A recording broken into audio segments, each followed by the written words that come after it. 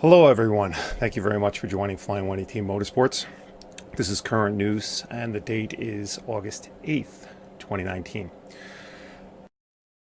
This news segment is going to be a little bit different. It's going to be some current news as of within the past week or so, but my opinion is going to be sprinkled in a little bit more than usual. And you'll see why. One of the first articles we're going to review and discuss is with Formula E. Okay. Now, what Formula E is considering on doing is replacing the front end pieces of the car. And they're looking to redesign them and make them maybe a little bit more brittle. I don't know if that's the right word. Not as sturdy. Maybe that might be the word.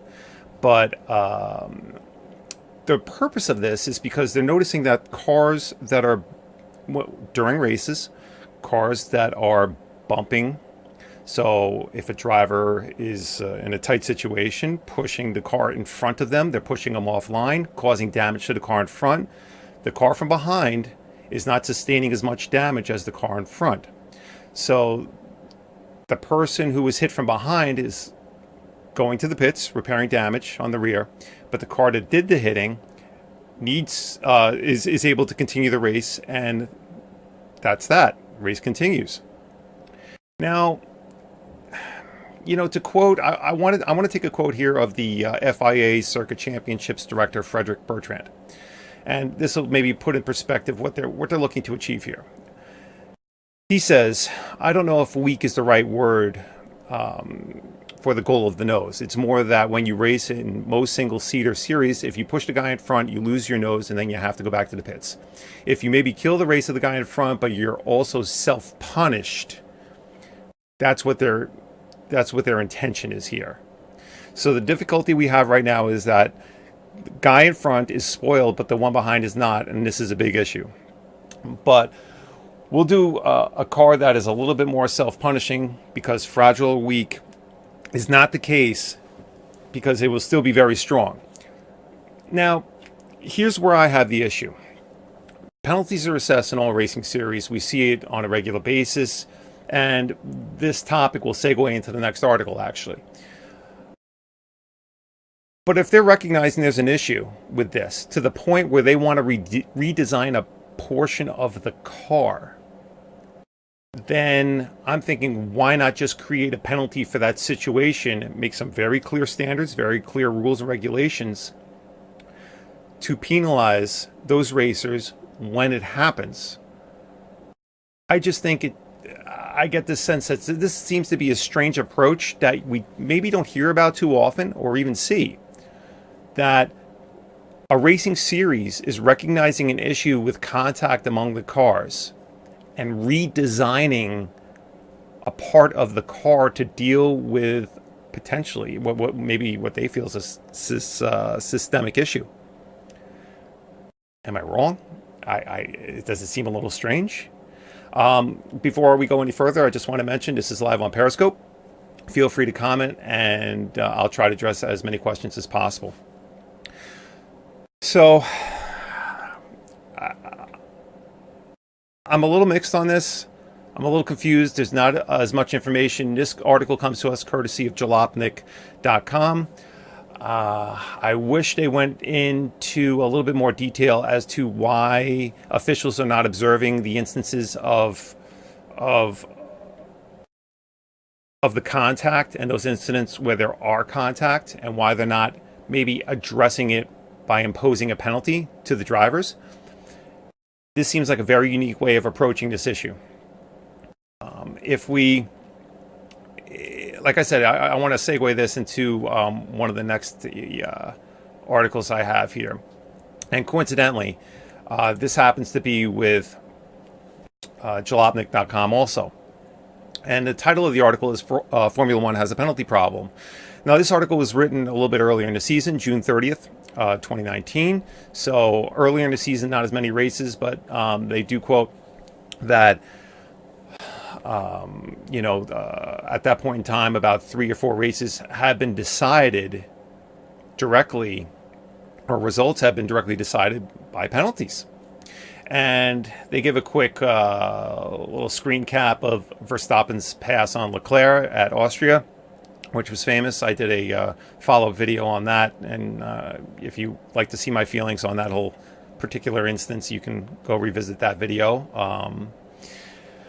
But what this article is about is by the delaying of a decision. Sometimes it's pushed after a race where an incident happens on the track, a race concludes, and then after a race, or even sometimes there's been instances where we've had a result reported the next day. My issue is that racing as a sport, with all the racing genres around the world, has existed for, 100 years? I mean, how long? And with all the racing that's existed, that there's not a better system in place, a better clear-cut, well-defined, well-respected, approved, and accepted by all standard, that when an incident occurs on track, that we can refer to these rules and regulations and point them out. And I've used here in North America the National Hockey League as an example, and I've mentioned this before, and I'll mention it again quickly. And this is a piece of that sport that I love. They have a player safety review board, if you will, within the National Hockey League, and whenever there is a hit that they deem dangerous, maybe against rules, what they'll do, the player safety board will take that clip, analyze it, and then they'll do two things. One is they'll release a video in slow motion with a detailed breakdown audio, someone explaining frame by frame. This is why we feel that this is a bad play, and we're going to impose a $50,000 fine and a 3-game suspension to this guy who did the hit. And they'll break it down with all the detail, and they'll say, because as per rule 103.2, you can't do this, and here, referencing rule 105.21, you can't do that. They come to a very precise decision, well defined, that everyone can see and can't be disputed because it's already in the rule book. And they review it for the entire fan base on video and through a written press release. Good for them. Now, those are guys that are skating around a rink however fast a professional National Hockey League skater can skate. And I think you see where I'm going with this. And they'll refer to video. These guys are going around tracks between 150 and 200 miles an hour within inches of each other. Where's the reference? Where when penalties are being reviewed, what are the officials referring to? What are they using? I'm sure they're looking at video. Why not share it? We all looked at the same race. What, do they have a different set of cameras around the track than what everyone else is looking at? Share it. Share the logic. Get everyone on the same page. Get everyone on board. Obviously, maybe not everyone's going to agree with the final assessment, but everyone most likely will respect it because they'll see the process behind it.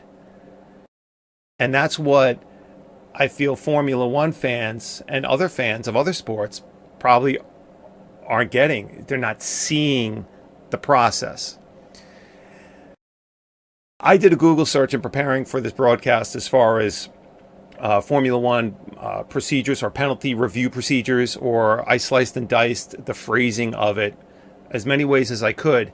And I was referred to the Formula One Wikipedia page a couple times, but it's still, I only was able to extract very basic rules and regulations that currently exist, and absolutely nothing on the review process of infractions and how those infractions are reviewed, and the ultimate reasons why certain penalties are imposed. Where is this process? I think as this video cycles through, I know we're in a live broadcast right now. This video will go up, and I'm hoping that we'll have more discussion in comments on YouTube as this video starts to marinate, because I think this is something that the fans are starting to pick up on. As Jalopnik is reporting, the media is obviously aware of it. I'd like to see the media pick up on it a bit more. However, nothing's going to happen this season. We're going to continue as we are right now, and that's it. If anyone wants to share comments, please feel free to do so. But what we're going to do right now, we're going to move forward, and we're going to go over to the IndyCar series. And obviously this has been a big topic with the IndyCar field. They're going to be utilizing hybrid power plants in 2022, upwards of about 900 horsepower.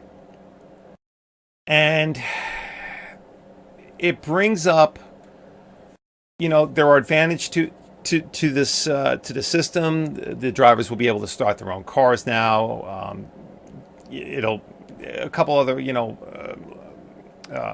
advantages to the hybrid system on the cars.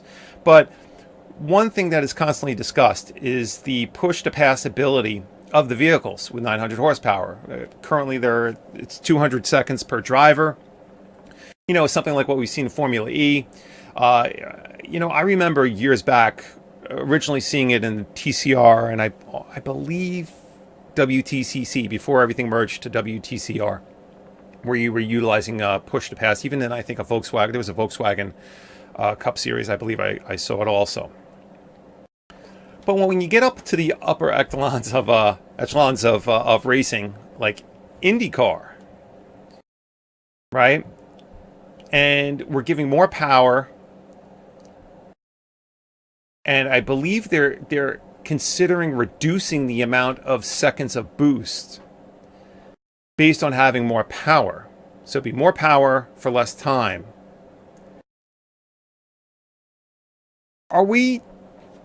Is the sport, are the fans, are we starting to miss out on something special about this, about the series that we've all known and loved for years?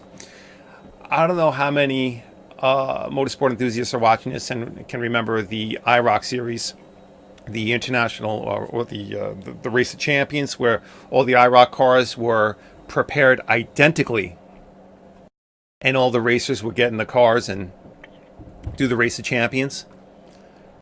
So the racing was exciting, and because all the cars were prepped identically, you had some really close, exciting racing. Now, I'm not saying one way or the other. I think push to pass brings a very exciting element to racing. Let me just get that out there right now. But is some of the purity lost? Some of the racing purity in giving all the drivers the ability to just push and pass at certain parts of the track. Now, obviously, drivers can push to defend. They see a car coming up that's pushing to pass, they can push to defend, right? But if that's all being done, isn't that almost the same as everyone just having the same power without the push to pass? Maybe, maybe not. Let me refer back to the IROC series. All the cars were prepared the same. The only differentiating factor in those races were the drivers. And there was no push to pass. All cars were prepped the same. So I think it's going to be interesting to see how it develops. I'm all for the technological aspect of the series, going forward with this. We'll see. I'm on the fence, as I mentioned. I'm very interested in the opinions that are expressed in comments as this video circulates on YouTube. But I think I can go either way with that. I look upon those times and watching those IROC races and being glued to my seat because the racing was so tight.